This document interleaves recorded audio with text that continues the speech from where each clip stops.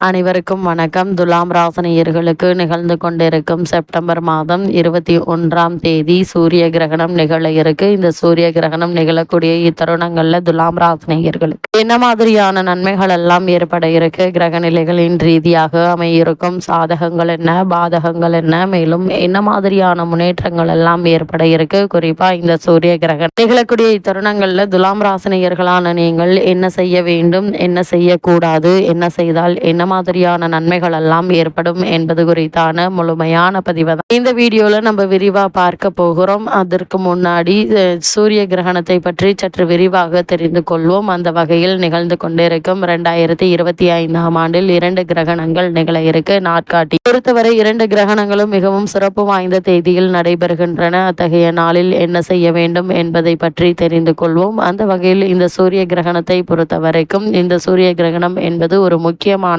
வானியல் நிகழ்வாக பார்க்கப்படுகிறது. இது இந்து மதம் மற்றும் ஜோதிடத்திலும் மிகுந்த முக்கியத்துவம் வாய்ந்ததாக கருதப்படுகிறது. சூரிய கிரகணம், சந்திர கிரகணம் பற்றி சாஸ்திரங்கள் பல விதிமுறைகளை கூறுகின்றன. சூரிய கிரகணம் என்பது பூமி சூரியனுக்கும் இடையில் முழுமையாகவோ அல்லது பகுதியாகவோ சந்திரன் வரும் வானியல் நிகழ்வு ஆகும். வானியல் நிகழ்வு ஒரு காட்சி மட்டும் அல்ல, உலகின் பல்வேறு பகுதிகளில் கலாச்சார, அறிவியல் மற்றும் வானியல் முக்கியத்துவத்தையும் கொண்டுள்ளது. அந்த வகையில் வரும் 2025ஆம் ஆண்டு 2 சூரிய கிரகணங்கள் நிகழ இருக்கு. இது ஒரு மத கண்ணோட்டத்தில் மிகுந்த முக்கியத்துவம் வாய்ந்தது. முதலில் 2 கிரகணங்களும் பகுதி கிரகணங்களாக இருக்கும் என்பதை தெரிந்து கொள்ளுங்கள். 2025ஆம் ஆண்டு கிரகணம் பற்றி நீங்கள் தெரிந்து கொள்ள வேண்டிய விஷயங்கள் என்ன என்று பார்க்கும்போது, இந்த செப்டம்பர் மாதம் 2025ஆம் ஆண்டு 21ஆம் தேதி நிகழக்கூடிய இந்த சூரிய கிரகணம் இந்த ஆண்டினுடைய 2வது பகுதி சூரிய கிரகணமாகவே இருக்குங்க. இந்த கிரகணம் இரவு 11 மணிக்கு தொடங்கி அதிகாலை 4 மணி வரை நீடிக்குங்க. இந்த கிரகணம் இந்தியாவிலும் தென்படாது. இந்த கிரகணம் ஆஸ்திரேலியா, அண்டார்டிகா, பசிபிக் பெருங்கடல், அட்லாண்டிக் பெருங்கடல் பகுதிகளில் தெரியும். பஞ்சாங்கத்தின்படி முதல் கிரகணம் சைத்ரா அமாவாசை நாளில் நடைபெறுகிறது. 2வது சூரிய கிரகணம் பித்ருபட்சம் என்று சொல்லக்கூடிய மகாலயபட்சத்தின் சர்வ பித்ரு அமாவாசையான மகாலய அமாவாசை நாளில் நடைபெறுகிறது. 2 தேதிகளிலும் மிகவும் சிறப்பு வாய்ந்ததாக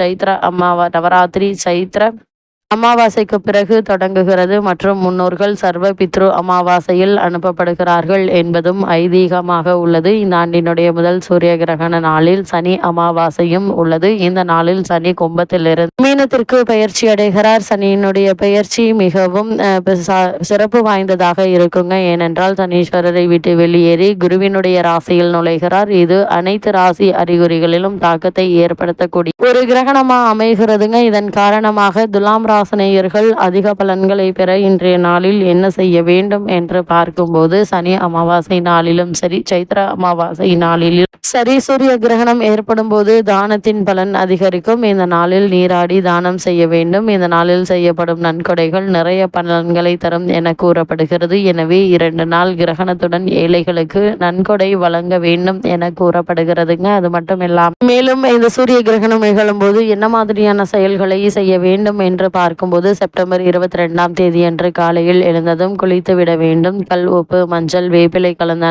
நீரில் குளிக்க வேண்டும். அதே போல் கல் உப்பு மஞ்சள் கலந்த நீரால் வீடு மற்றும் பூஜை அறையை சுத்தம் செய்ய வேண்டும். கல் உப்பு மஞ்சள் கலந்த நீரை வீடு முழுவதும் தெளித்து விட வேண்டும். அதே போல் வீட்டில் உள்ள சாமி படங்களை மஞ்சள் கலந்த நீரால் துடைத்துவிட்டு வீட்டில் ஏதாவது தீர்த்தம் இருந்தால் பூஜை அறையில் தெளித்து விடலாம். பூஜை அறையையும் வீட்டையும் புனிதமாக்கிய பிறகு வீட்டில் உள்ள தெய்வங்களுக்கு நெய்வேத்தியம் படைத்து வழிபட வேண்டும். வீட்டில் சாமி சிலைகள், வேல் ஏதாவது வைத்திருந்தால் பால், சந்தனம், மஞ்சள், நீர், தேன் ஆகியவற்றால் அபிஷேகம் செய்ய வேண்டும். சாமிக்கு படைத்த நெய்வேத்தியத்தை முதலில் மற்றவர்களுக்கு கொடுத்த பிறகுதான் நாம் சாப்பிட வேண்டும். அது மட்டுமில்லாமல் வீட்டில் உள்ள வாகனங்களை சுத்தமாக தண்ணீரால் சுத்தம் செய்து எலுமிச்சையை கட்டுவதால் கிரகணத்தால் ஏற்பட அபரிமிதமான தீய சக்திகளின் பாதிப்பில் இருந்து மீளலாம். கிரகணத்திற்கு பிறகு தான தர்மங்கள் செய்வது மிகவும் விசேஷமானதாகும். அதிலும் பால், அரிசி, தானியங்கள் போன்றவற்றை செய்வது சிறப்பு. இல்லாவிட்டால் முடிந்த அளவிற்கு 2 பேருக்காவது அன்னதானம் அளியுங்கள். எண்ணற்ற நன்மைகள் உங்களுடைய வாழ்வில் ஏற்படும். அது மட்டும் இல்லாமல்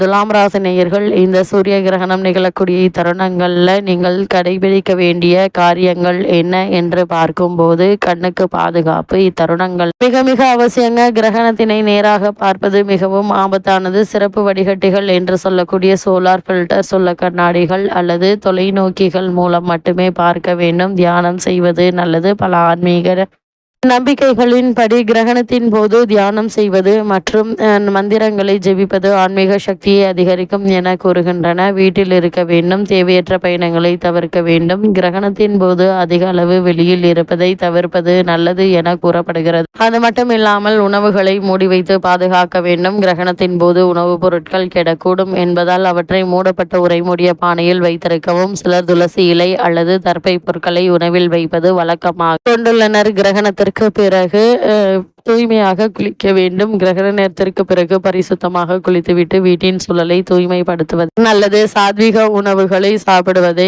தவிர்க்க வேண்டும். கிரகண நேரத்தில் முதியவர்கள், குழந்தைகள், கர்ப்பிணி பெண்கள் உணவு சாப்பிட வேண்டும் என்பவர்கள் பழங்கள், காய்கறிகள், தானியங்கள், நட்ஸ், பால் பொருட்கள் ஆகியவற்றை சாப்பிடலாம். இந்த சூரிய கிரகணத்தின் போது நீங்கள் தவிர்க்க வேண்டியவை என்ன என்று பார்க்கும்போது, நேரடியாக பார்க்க வேண்டாம். சூரியனை நேரடியாக பார்ப்பதை தவிர்க்க வேண்டும். இதனால் கண்களுக்கு பாதிப்பு ஏற்பட வாய்ப்புகள் உண்டு. கர்ப்பிணி பெண்கள் தவிர்க்க வேண்டியவை என்ன என்று பார்க்கும்போது, கர்ப்பிணி பெண்கள் கிரகண நேரத்தில் வெளியில் செல்வதை தவிர்ப்பது நல்லது. ஏனெனில் இதனால் குழந்தைகளுக்கு பாதிப்பு ஏற்படலாம். அதே போல இத்தருணங்களில் கிரகண நேரத்தில் உறங்க வேண்டாம். கிரகணத்தின் போது உறங்குவதை பலர் தவிர்க்கின்றனர். ஏனெனில் அது உடல் மற்றும் மனச்சோர்வை அதிகரிக்கக்கூடும் என நம்பப்படுகிறது. அதே போல் சாப்பிடக்கூடாது. இந்த கிரகணத்தின் போது சமைத்த உணவுகளான வெங்காயம், பூண்டு, அசைவம் ஆகியவற்றை சாப்பிடுவதை தவிர்க்க வேண்டும். இவைகள் உடலுக்கு தீங்கினை ஏற்படுத்தும். அதேபோல் கூர்மையான ஆயுதங்களை பயன்படுத்தக்கூடாது. கத்தி, கத்திரிக்கோள் போன்ற கூர்மையான ஆயுதங்களை சூரிய கிரகணத்தின் போது பயன்படுத்தக்கூடாது என கூறப்படுகிறது. அந்த வகையில் துலாம் ராசினியர்களுக்கு இத்தருணங்கள்ல மேலும் என்ன மாதிரியான நன்மைகள் எல்லாம் ஏற்பட இருக்கு, கிரகங்களுடைய சஞ்சார நிலைகள் என்ன என்று பார்க்கும்போது, மிதுனத்தில் குரு பகவானும், சிம்மத்தில் சுக்கிரனும், கேதுவும்,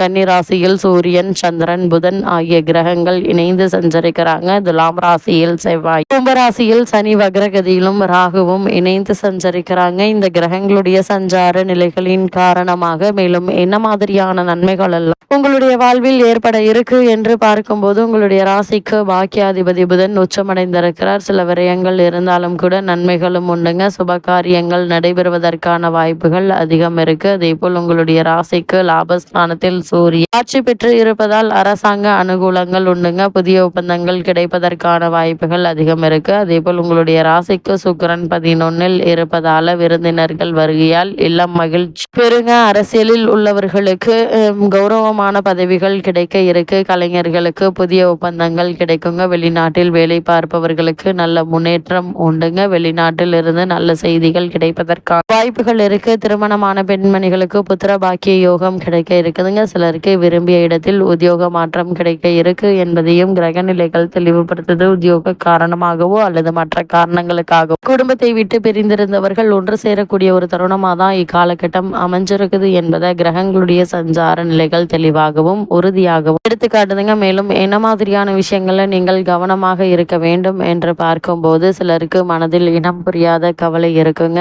ராகு 5 இருப்பதால் ஆரோக்கியத்தில் தொல்லைகள் ஏற்படலாம். குறிப்பாக பெண்மணிகளுக்கு வயிறு, கர்ப்பப்பை பிரச்சனைகள் வரலாங்க. பிள்ளைகள் விஷயத்தில் எச்சரிக்கையோடு இருக்க வேண்டும். தொழில் முதலீடுகளை அதிகரிக்க வேண்டாம். புதிய முயற்சிகளிலும் இப்போது இறங்க வேண்டாங்க. பொறுமை அவசியம். இத்தருணங்கள்ல கிரகநிலைகளின் ரீதியாக கூறப்படும் பரிகாரம் என்ன என்று பார்க்கும்போது, முன்னோர்களுக்கு திதி தர்ப்பணம் கொடுத்து வழிபடுவது மட்டுமல்லாமல் வீட்டிற்கு அருகாமையுள்ள திருக்கோவிலுக்கு சென்று தீபம் ஏற்றி வைத்து வழிபடுவது எண்ணற்ற நன்மைகளை ஏற்படுத்தும்.